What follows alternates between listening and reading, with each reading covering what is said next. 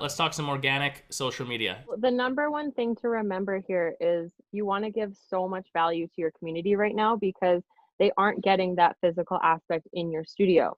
So, it doesn't have to be crazy big or complicated, it just has to be valuable.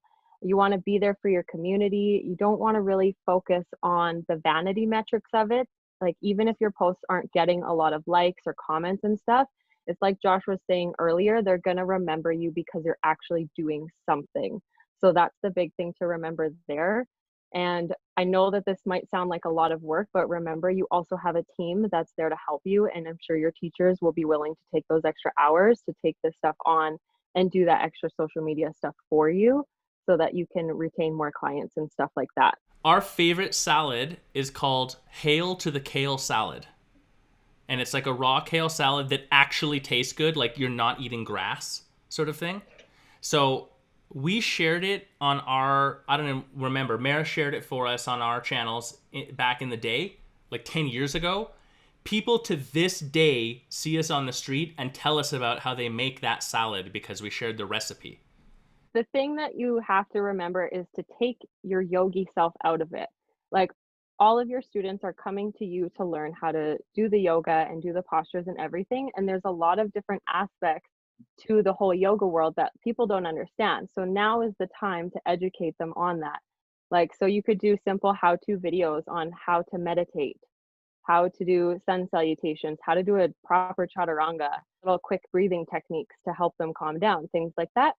And then like 10-minute morning routines to start your day off right, how you can do like a pre-recorded bedtime nidra class that people can take.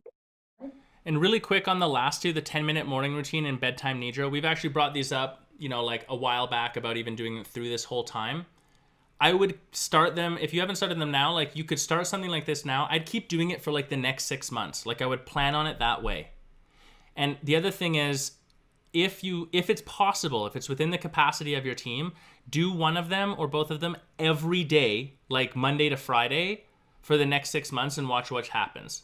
So when we're talking marketing and budgeting, the thing to keep in mind is that you're usually like trading time or money, a little bit of both always, but when you are spending less money, you're going to trade a little bit more time. When you're spending less time, you might have to trade a little bit more money. These would be an example of something that could cost you almost nothing, just the time. And it's 10 minutes a day. So they really could be that little drip. And you just got to think that that little drip every day, you would get to send out a quick note. Hey, our 10-minute morning routine starts in 5 minutes. Every single day you'd get to say on your social media, because it's going to keep showing it for the next 24 hours, hey, come back tomorrow. Don't forget the studio's open. Book your next class. Like it's that little drip of reminder that these sort of form as well for you. It gives you an excuse through adding value to somebody's life to keep contacting them. And video clearly is something that's really shareable. That content is really powerful. This is the idea for those of you from the OG like myself, like the old school karma class we used to do. There's like, $5 drop in or whatever, or the community class that was free, a couple times a month. It's bringing that concept back, but just virtually. And to be really clear about what Mara's talking about, what we're talking about is probably like a live stream directly to Instagram or directly to Facebook, not like a Zoom, not a sign up ahead of time. All that stuff that makes those difficult, eliminate all of it. Just, every Friday at 7, we got a free yoga class for 30 minutes. Schedule the people in, go in there, push go, and then that's it. And have a little like intro and outro, and that's it. Go and do the comments afterwards, but make it really easy for yourself so that it's maintainable. But that can be a really powerful way to sort of introduce yourself in the market. It's not the same thing when you do it like this as the people who are in your local area that have stopped their memberships and are just going live all the time. Because they're doing that like out of the necessity to deliver. You're doing it out of the goodness of my heart to add this into the other things that I've got going on. All right, so let's talk ad strategies.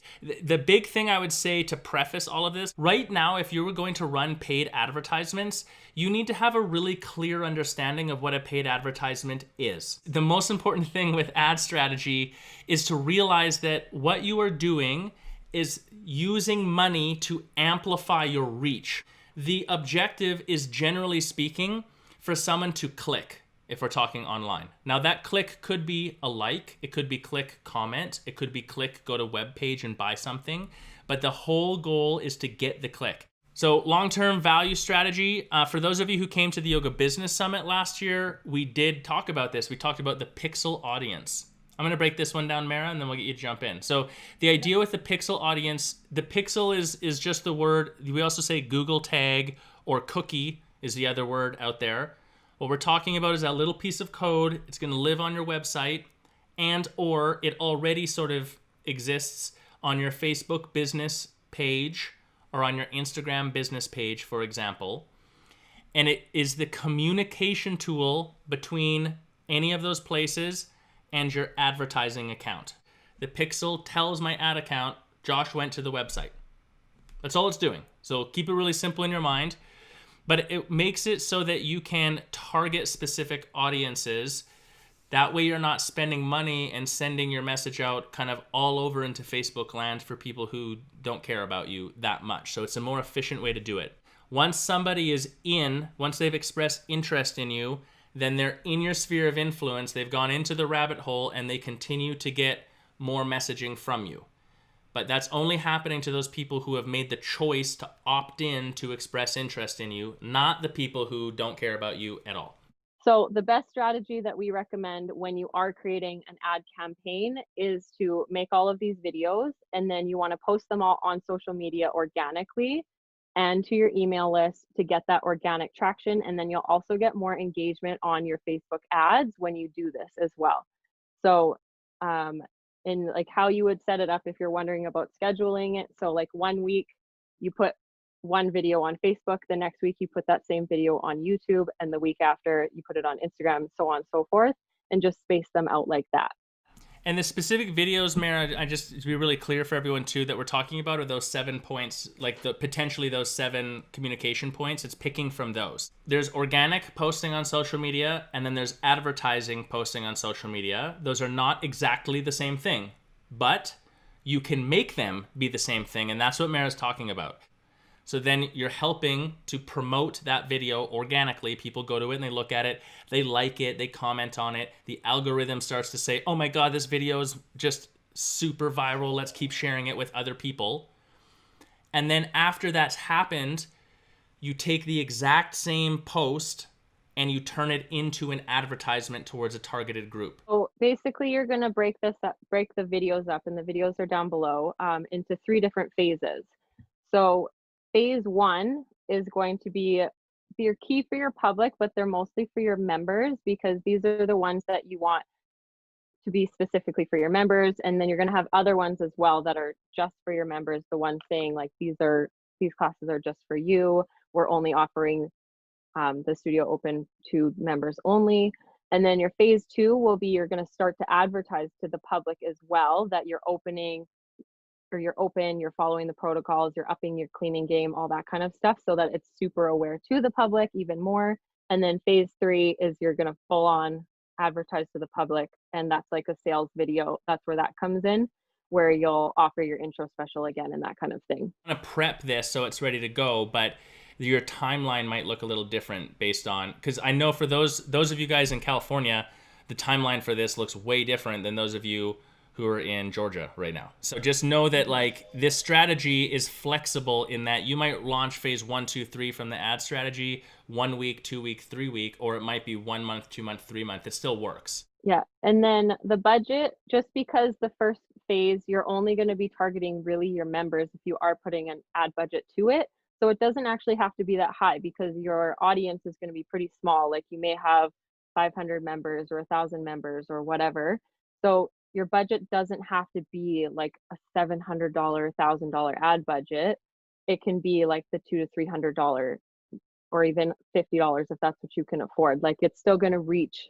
Right, because it's so targeted, then it's really, the competition for it is a little bit different. That's a good point, you guys, I would say too. Sometimes with ad budgets, I mean, the 2 things that I experience with yoga studios when we're talking advertising and budgeting is we want to underspend.